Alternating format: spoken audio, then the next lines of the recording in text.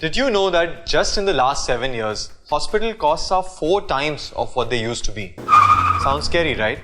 But this is the reality. And these emergencies don't come with a warning. COVID didn't. And then there are other emergencies.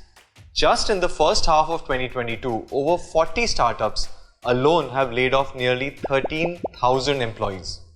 So what can you do to be well prepared when things go out of your control? First, remember that building an emergency fund safeguards you and your family in case of an illness, accident, or losing a job. Or even situations like losing a phone or that expensive laptop repair qualify as emergencies that involve substantial expenses. This emergency fund is for any situation where there is a significant reduction in your income or a major outflow of money.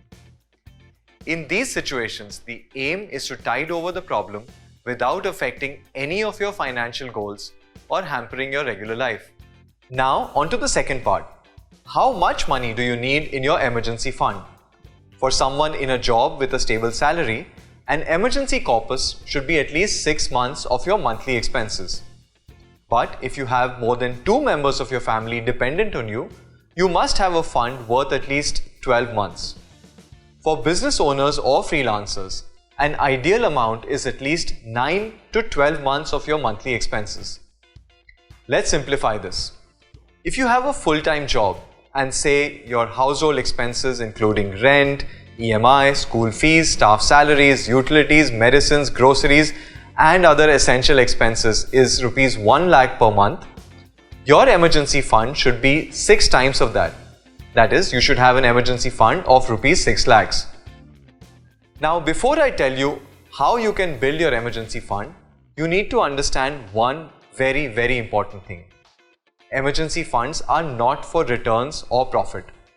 The only purpose of your emergency fund is to bail you out in a tricky situation. And in such an emergency, only 2 things matter. 1. How fast can you access your money? And 2. How sure are you that you will get that amount that you set aside? So instead of trying to find an instrument where you get a higher interest, ask yourself where your money will be the safest and easiest to access in times of an emergency. Now to the important question. Where should you park your money for an emergency?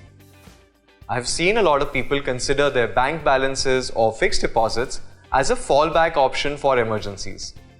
However, in my opinion, these are not advisable. If you've kept idle money in your bank account for emergencies, there's a risk of that money being spent on non-emergencies. Putting a considerable chunk of money in a savings account is also risky.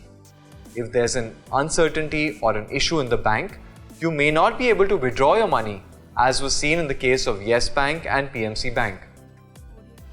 This defeats the entire purpose of keeping money safe for an emergency. Now, as for fixed deposits, you face the problem of breaking the FD in case of an emergency and paying a penalty for it. And so fixed deposits are not as easy to access in case of an emergency. What do you do? The best way to build an emergency fund is by investing in liquid mutual funds. Liquid mutual funds are safe as the underlying instruments are AAA, A+, and sovereign bonds. And second, they are highly liquid as on redemption you get the money into your account in 24 hours. In fact, if the amount is less than 50,000, you get the amount within 30 minutes. Once you have calculated the amount of emergency corpus, you need to start building it. The best way to start building your emergency fund is to park any lump sum amount, like a bonus or inheritance, or any money you have lying idle in a liquid mutual fund. If there is a shortfall, start an SIP in a liquid fund. Continue this monthly investment till you meet your desired emergency fund. Maintain this corpus at all times, and in case you use some money from this fund during an emergency, remember to replenish it.